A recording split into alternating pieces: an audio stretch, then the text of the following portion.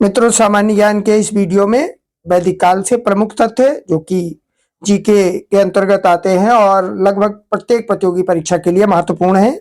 आइए देखिएगा, स्रोत और प्रार्थनाएं किस वेद में वर्णित हैं।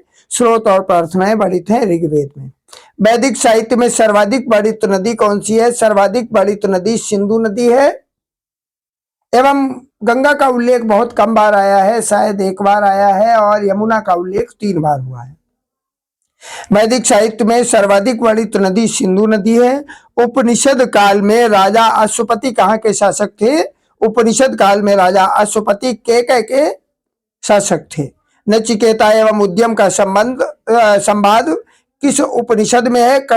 कठोपनिषद जिसको कहते हैं, कंठोपनिषद इसका मुख्य नाम है। नचिकेता और उद्यम का संवाद उसमें वर्णित है।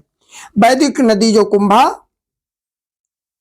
जिसको हम काबुल नदी वर्तमान में बोलते हैं, ये कहाँ स्थित है?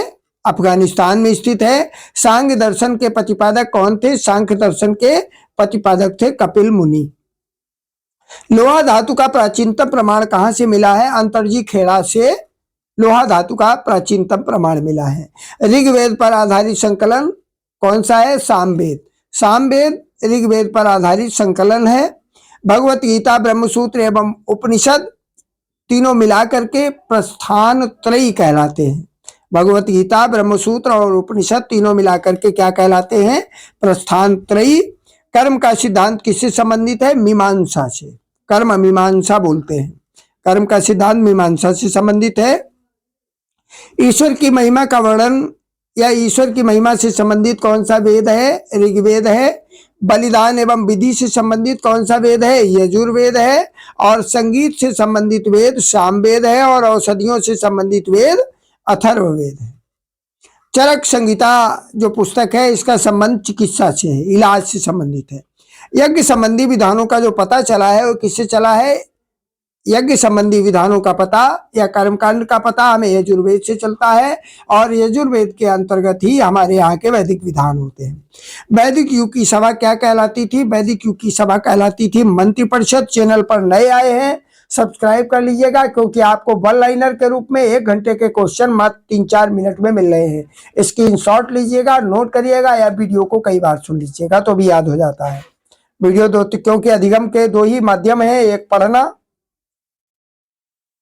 तो पढ़ने से केवल 2 क्रियाएं होती हैं। आंखों की विशेष रूप से लोग बोलते नहीं है, तो एक ही क्रिया होती है, जबकि वीडियो देखने से 3 क्रियाएं होती हैं। एक तो सुनना होता है, देखना भी होता है।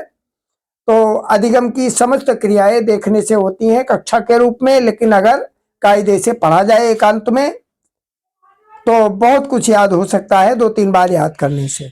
वैदिक युग में प्रचलित शासन प्रणाली कौन सी थी? वैदिक युग में प्रचलित शासन प्रणाली थी गणतंत्र शासन प्रणाली। सबसे प्राचीन वेद हमारा है ऋग्वेद। भारतीय दर्शन की आरंभिक विचारधारा क्या कहलाती है? भारतीय दर्शन की आरंभिक विचारधारा कहलाती है सांख्य। क्योंकि अब विस्तृत पढ़ने का समय नहीं है, आपको रिवीजन ही करना है। आर्यों द्वारा व्यवहार में क्या नहीं लाया गया? आर्यों द्वारा व्यवहार में लोहारगिरी नहीं लाई गई। ऋग्वेद का उपवेद कौन सा है? आयुर्वेद जो है वो ऋग्वेद का उपवेद है। आज के वीडियो में इतना ही। चैनल को सब्सक्राइब कर लीजिएगा ताकि नेक्स्ट वीडियो आपको तुरंत प्राप्त हो सके।